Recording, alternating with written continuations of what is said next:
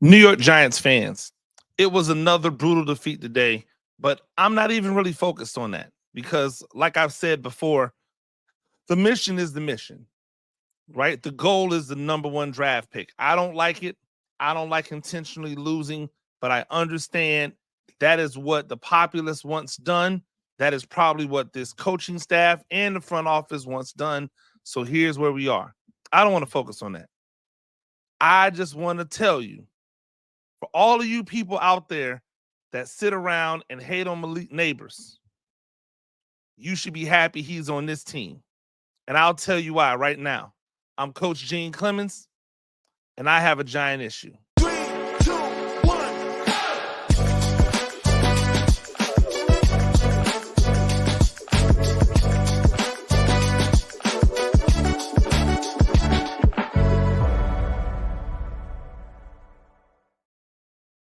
Ladies and gentlemen, welcome to another edition of A Giant Issue. I am Coach Gene Clemons, New York Giants on SI. That is where you get all of your New York Giants news and information from. Go there right now. Check out all the stuff that's being written up about this game. I get it. Yes, it wasn't a great game, but who has time to sit and dwell on something that we knew was going to happen? Even at full strength, there's a good chance that this Giants team gets blown out by that Baltimore Ravens team, right? There's almost like part of me that says it was a merciful, right? It was a merciful type of affair. When you think about the fact that the first two series that the Ravens had, they didn't score on, even though the first series they got the ball like right down there, then had a fumble. When you consider all of the things, this could have easily been a 50 burger put up on the Giants. Easily. But it wasn't. And you know what? Cool. I don't have a beef with anybody that played in the game. I think that everybody played hard. I think that everybody played to the best of their ability. I don't even really want to criticize the players that I feel like played hard but still have some deficiencies in their game. That's not really what I'm here for today, right? I just want to say that when it comes to what I'm looking for in a wide receiver, Malik Nabers has that. Whatever you want to consider it, right? Hey, you want someone that's tough. Check. You want somebody that's not afraid to speak up for themselves. Check. You want somebody that will do the dirty work. Check. You want a deep threat. Check. You want somebody that can break people down, when they get the ball in their hands. Check. You want someone that knows what to do with the ball in open space. Check. You want a route runner. Check. You want somebody willing to block. Check. There is not a box that Malik Nabers does not check off as a wide receiver for the New York Giants. And it is almost maddening to me that with all of the things that this man can do and will do at 21 years old, that all of the talk, that a lot of the issues that people have with him is that he's outspoken. People, oh, well, he was laughing with the other side, the quarterback on the other side, the quarterback that essentially made him a top 10 pick, or at least allowed his skills to be seen as a top 10 pick. He's not allowed to be buddy with him. Oh, well, he can't be throwing his coaches under the bus.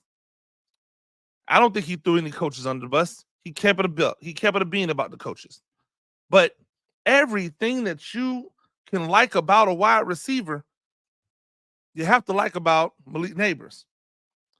See, here's the thing that I think about, right? I look at the stats, I look at the numbers, but then I look beyond the numbers, right? I look at situations.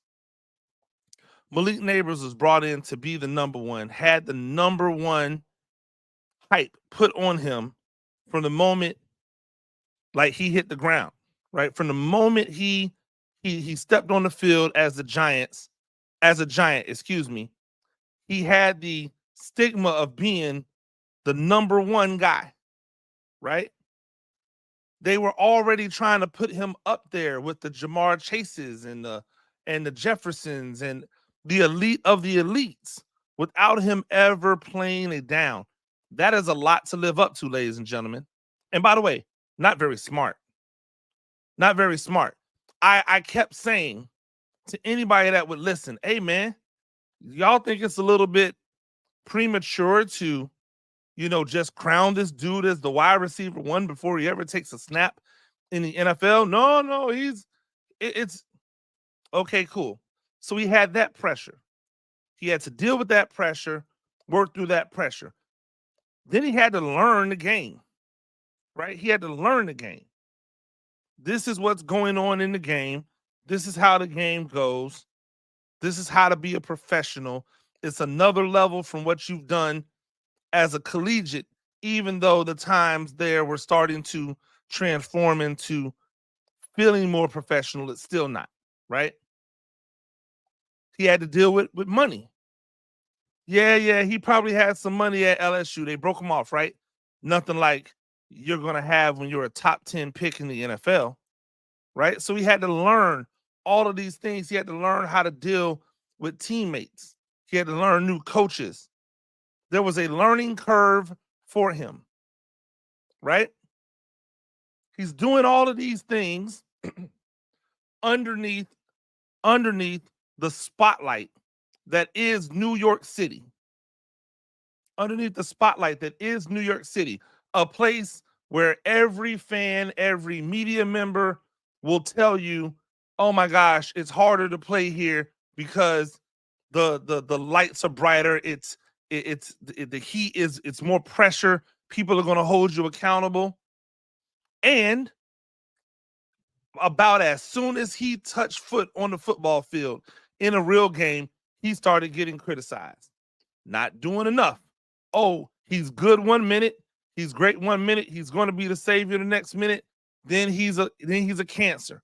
And then this is why we don't want him. And this is all because of him being him, which you knew who he was before you got him. If you listened, right? If you listened to anything these players say, they tell you who they are. And then you decide whether or not you rock with it or you don't rock with it. And for a large portion of it, a lot of Giants fans were acting as if they didn't rock with it. Right? So all of those things matter. Even right now, he's sitting with 3 touchdowns on the season. Excuse me. I apologize. Not 3 touchdowns. He's sitting with 4 touchdowns on the season. It's my bad. He's sitting with 4 touchdowns on the season. You want me to tell you how good Malik Nabers has been this year? I got you. Don't worry about it. I got it. Malik Nabers has 90 receptions this year. 90. Malik Nabers has over 900 yards. 901 if I'm not mistaken. He has only 2 100-yard games. Right? Malik Nabers' longest pass this year, the deepest pass that he's caught this year is 39 yards. That means that this young man has been getting it in the mud. And if you've watched him play, a lot of his receptions, right, have come on targets where he is catching the ball and getting hit immediately. No opportunity to like make a move, make somebody miss, do something to get yak. I would guarantee that the Malik Nabers yards after catch, one of you can put it in the chat, right? That's not really my thought process right now, right? But I am willing to bet that his yards after the catch, not very high this year. Why? Because every time he catches it, or almost every time he catches it, he's getting hit. Every time he's going up for a ball, it's a contested pass. He's not had the luxury of catching the football in the middle of the field on the run where he's able to then use his elusiveness, his quickness to make people miss, where he's able to use his power, his strength to run through tackles while he's going full speed. He has not had that opportunity. And yet, after the game today in Baltimore, he has 90 receptions, 901 yards, and 4 touchdowns. Ladies and gentlemen, I don't know what you want out of your rookie. I don't know what you thought you were getting out of a rookie, but those are some hella numbers. Those are some numbers that everybody wants to have. And I haven't even gotten to the best part. I haven't even like remotely touched the best part. He's done all of this.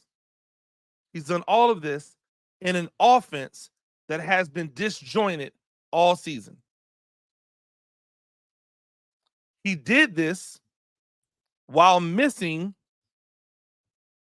2 games. He's played in 12 games, right? He's played in 12 games. He's done this while missing 2 games. Like, what are we talking about here? If you're not happy with your draft pick, that's your fault. What did you think you were going to get? Because he's given you everything that you could have wanted out of a player that's drafted with a top 10 pick. If he had played in those 2 games and he had averaged what he's averaged on the season, he would have 1,050 yards right now. 1,051 yards right now. That's how good he's been. If he had played in those 2 games, he would be at 105 receptions right now. That's how good he is. That is the level of play, a level of player that you have received with the top 10 pick. This isn't a, oh my gosh, I don't know if this was a good draft pick. This was a no-brainer pick. Many people, myself included, had Malik Nabers as the #1 wide receiver in the draft. He went to the worst quarterback situation in the draft for a wide receiver. Rome Odunze had a better situation set up. Brian Thomas had a better situation set up. Right? Marvin Harrison Jr. had a better situation set up. And yet, with the worst situation to jump into, this man has 901 yards receiving and 90 receptions. Again, I'm gonna get back to the here's the best part. He's still getting better. He's going to get better because of those 90 receptions that he had. There were several drops. There were several inaccurate balls. How do I know? Because he had 140 targets this year. That means of the 90 catches, there was another opportunity to connect on 50 balls, on 50 passes. Pause. I don't need no problems. There was an opportunity for him to haul in 50 more passes. You don't think that he's going to get better from that situation? You don't think that there is a future that's brighter than what you see right now from this young man? I will reiterate, he's giving you everything that you would want from a rookie, bar none. I still haven't gotten to the best part yet.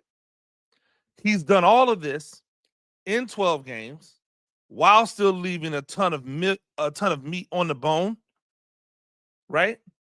In 12 games, leaving meat on the bone, And he's had to play with Daniel Jones, with Tommy DeVito, with Drew Lock, and with Tim Boyle. He has had 4 quarterbacks that have taken significant snaps and thrown him the ball. What does that mean? No continuity. No chemistry. No connection between him and the quarterback. No opportunity to get to understand how the quarterback really wants things done. What is he like? What is he not like? No opportunity for them to understand what he really wants done, what he likes, like what he doesn't like. That's before you get to some of the offensive line issues that reared its ugly head once people started getting injured.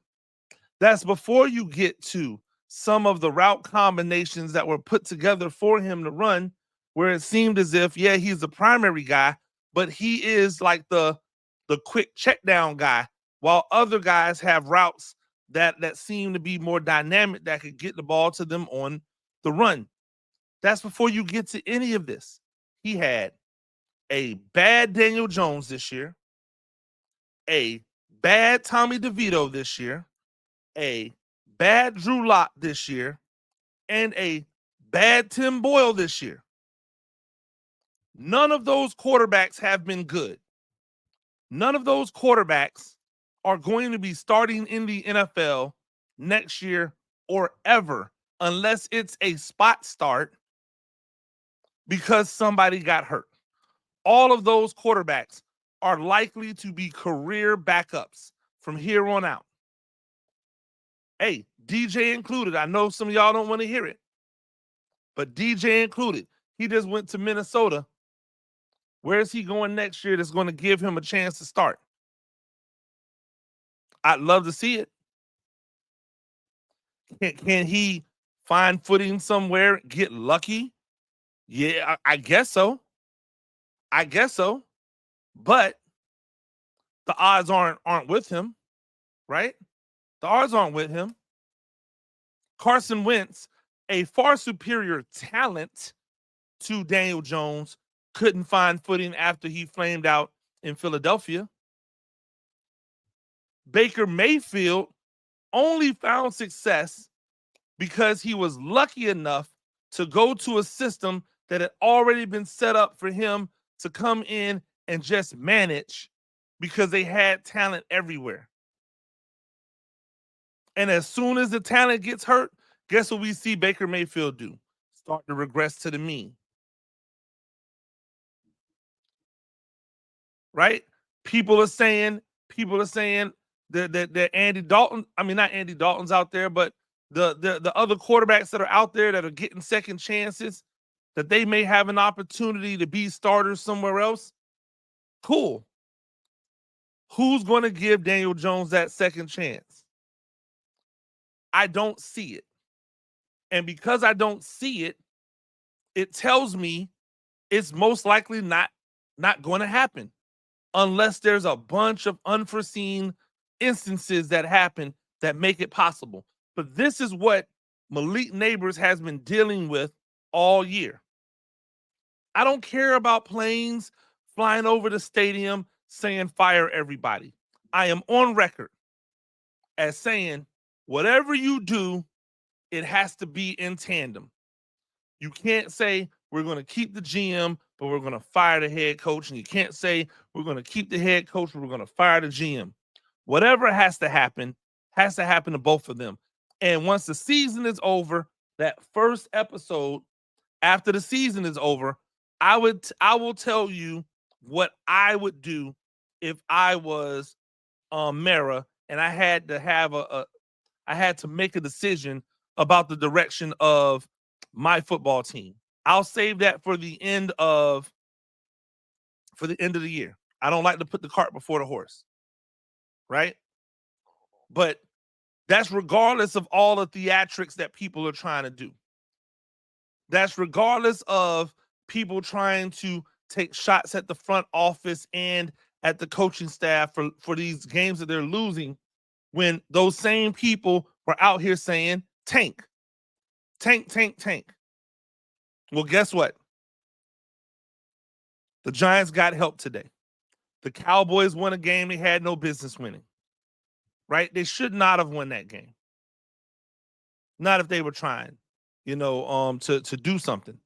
You had several other teams that were sitting at 3 wins trying to keep pace for that number 1 overall pick, who also decided that they were going to win games today. And so to the loser goes the spoils, right? Like, to the loser goes the spoils, not to the victor. To the loser goes the spoils. Cincinnati winning games. They should just be tanking. Why? Like according to y'all, they should just be tanking, right? Because there's no chance for them to make the playoffs. They might lose a wide receiver. They got to start looking at how to replace those people. They need to find more people to play defense because their defense is atrocious, but they're winning games. Jacksonville and New York, the Jets won a game today. For what? For who? Right? So we're seeing all of these people who were in contention for that number, or these teams that were in contention for the number 1 pick win games late. There's not a winnable game on the Giants slate, and they've made sure of it because they are benching via injury almost any good player. I'll tell you something I didn't like today. I didn't like watching them give Devin Singletary the goal line carry today. I thought that should have went to Tyrone Tracy Jr., right? Because if you're going to have the young bulls out there showing you what they could do for the rest of the year, hey, give Tyrone Tracy that carry on the goal line. Still don't like that whole situation with the running back. I digress. But what we see out of Malik Nabers is a guy who's clearly has not punted on the season. In fact, if we're really looking at it, right? If we're really examining what happened today was one of his best receiving days. Nope, it wasn't his best. Right? That was probably the 12 catches for 115 yards. Right? That was probably the best because it was 12 catches on 15 targets. But today he had 10 receptions on 14 targets, 82 yards. That's his 3rd highest total of the year. And he got a touchdown. Probably number 2 performance, maybe number 3 performance, because that game against Washington, when he caught 10 passes for 127 yards, that was cute. But he had 18 targets.